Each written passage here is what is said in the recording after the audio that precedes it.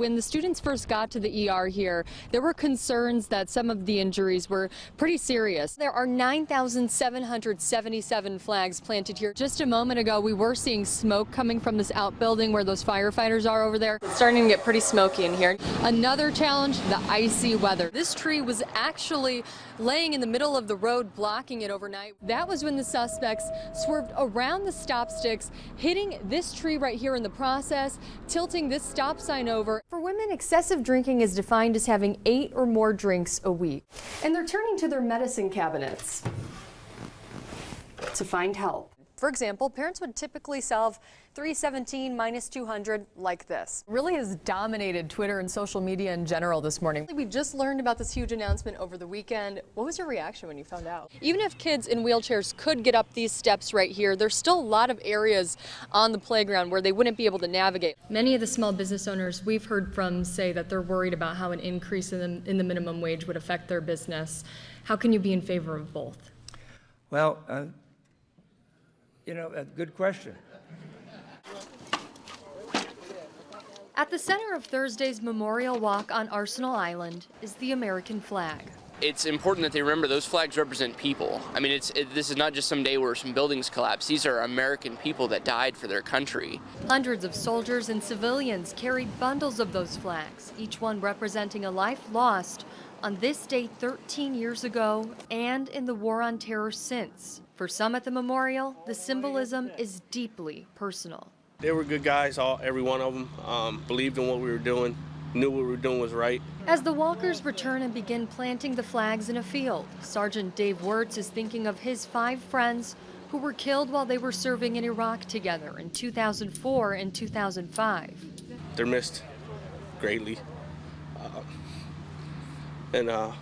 It's one of the things that we sign up to do. We know signing up that there's a chance that we could go somewhere and not come back. For all those fallen heroes, this tribute now stands in the field next to the Twin Towers Memorial. The flags forming towers of their own, too. In all, there are 9,777 flags planted here near the Twin Towers Memorial at the Rock Island Arsenal. Soldiers and civilians alike say when they think about what each one represents, it's overwhelming. It actually makes me think of each person that lost their life. And those flags are a symbol of all the people that went to work one day thinking nothing was going to happen and never came home that night. In the memorial's 5th year, those gathered at the Arsenal say it's just as significant as ever. A reminder to all those lost they are not alone and will never be forgotten. On Arsenal Island, Danielle McCarthy, KWQC TV6 News. As moms everywhere begin their days, the daily morning drop-off is just another item they can check off a seemingly never There's homework. ending There's bath times. to-do list. There's spending one-on-one time with them, making sure that, they're taken care of. There's dinner. There's everything involved in that. Bedtimes. We're fast-paced.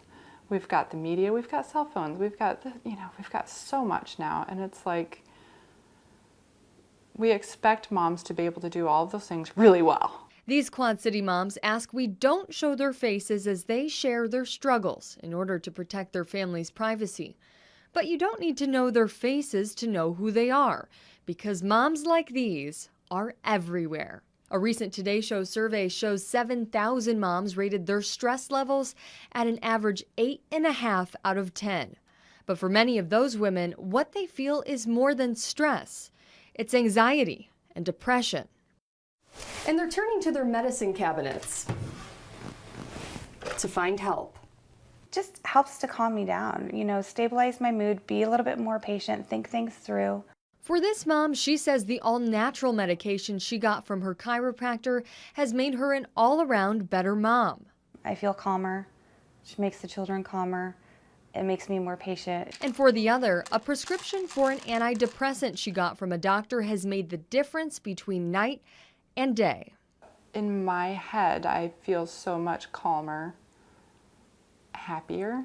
While the effects have been positive, the decisions these moms made weren't easy, especially with the stigma surrounding mental health and the medication people take for it. I should be able to fix it on my own. I think that's a big part of it. Clinical director at Vera French, Chris McCormick-Priest, says unfortunately that sense of guilt is common in situations like this. There are still a significant number of people who believe if you just worked harder and if you ignored your symptoms, you'd be fine. That said, McCormick-Priest points out medication is not for everyone, saying there are other coping mechanisms to try first, like finding supportive people. Even an online support network can help, like the Quad City Moms blog. Just knowing you're not alone. You're not the only one that's experiencing this difficulty. That becomes really, really important. And I think the more that people talk about it and realize that they're not alone and that there are options out there and there are other people that are feeling the same way, I think it's great. Knowing you're not alone and knowing it's okay to get help, they're messages these moms hope to drive home in today's fast-paced society. Danielle McCarthy, KWQC, TV6 News. The fire was a month and a half ago, and take a look here. This is how the town still looks today. The cleanup is expected to cost the city about $160,000, and the cost of the rebuild is still unknown. Donations have been rolling in, though, from the community to make it all a reality, and one of the biggest donations is coming from a group of people the city might never know.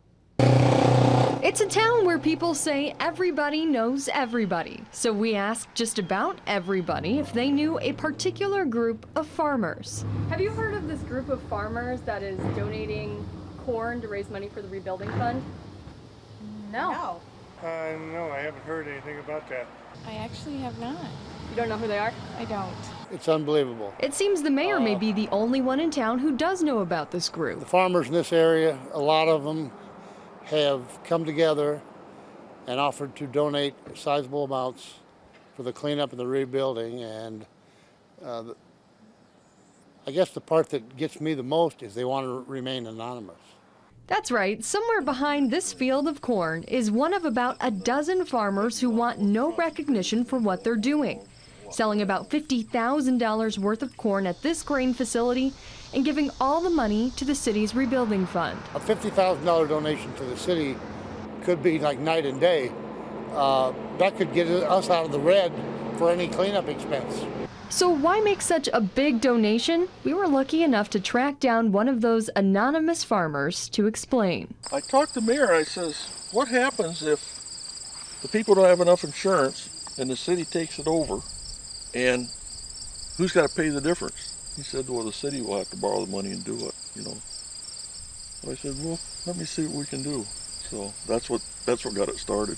And while they may never know who these farmers are, the community has a few things they'd like to tell them. Well, I think it's great. Yeah, it's amazing. Whoever is doing it is amazing. But, you know, I kind of wish they'd let us know who they are so we could thank them. In Prophetstown, Danielle McCarthy, KWQC TV6 News.